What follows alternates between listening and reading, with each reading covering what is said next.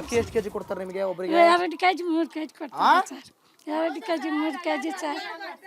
ಇದು ಬರಲ್ಲ ಸರ್, ಕಲಿಸ್ತಾರೆ ಹೋಗಿ ಗಾಜಿಗಳು ಕೊಡಲ್ಲ. ನೋಡಿ, ತಂಬು ಒಂದು ಚೈನ್ ಮಾಡಿ ಅಂತ ನಾನು ಕಳೆದ ವರ್ಷದಿಂದಲೂ ಕೂಡ ಕೇಳ್ಕೊತಾ ಇದ್ದೀನಿ.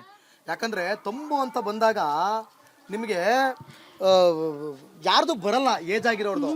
ದಯವಿಟ್ಟು ಫೇಸ್ ಮಾಡಿ ಅಂತ ನಾನು ಅವತ್ತಿಂದ ಹೇಳ್ತಾ ಇದ್ದೀನಿ. ಫೇಸ್ ಲಾಕ್ ಮಾಡಿ ಅಂತ ಹೇಳಿ, ಅಂದ್ರೆ ಫೇಸ್ ಈಗ ಹೆಂಗೆ ನಾವು ಮೊಬೈಲಿಗೆ ಫೇಸ್ ಕೊಡ್ಕೊತೀವಿ, ಆ ಟೆಕ್ನಾಲಜಿ ತಗೊಂಬನ್ನಿ ಅಂತ ನಾನು 1 ವರ್ಷದಿಂದ 2 ವರ್ಷದಿಂದ ಹೇಳ್ತಾನೇ ಇದ್ದೀನಿ.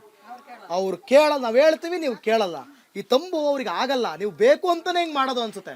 ಅಕ್ಕಿ ಉಳಿತಾಯ ಮಾಡಲಿ, ತಂಬು ಬಂದಿಲ್ಲ ಅಂತ ಕೊಡೋದ ಅಂತೇಳಿ ಒಡಲ್ಲ ಬಡವ್ರನ್ನ ನೀವು ನೋಯಿಸ್ತೆ, ಬಡವ್ರಿಗೆ ಕಣ್ಣೀರು ಹಾಕ್ಸ್ತೆ.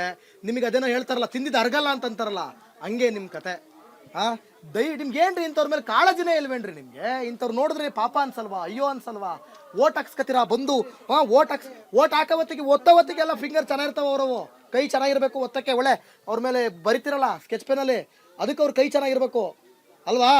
ಓಟ್ ಹಾಕಕ್ಕೆ ಅವರು ಎದ್ದು ಓಡಾಡ್ತಾ ಇರ್ಬೇಕು. ಬಿದ್ದು ಮಲಗಿದ್ರು ಕೂಡ ಬಂದು ಎತ್ಕೊಂಬಂದು ವೀಲ್ ಚೇರಲ್ಲಿ ಬಂದು ಓಟ್ ಹಾಕ್ತಾರಲ್ರಿ ಜನ. ಏನ್ರಿ ಅದ ಮೇಲೆ ಬಂದು ಬಡಾಯಿ ಕೂಸ್ಕೊಳ್ಳಿ, ಭಾಷಣ ಮಾಡಿರಿ ನೀವು ಬಂದ್ಬಿಟ್ಟು ಅಲ್ಲೇ ಎಲ್ಲ ಓಟ್ ಹಾಕ್ಬೇಕು, 90% ಓಟ್ ಹಾಕಿ ಅಂತ.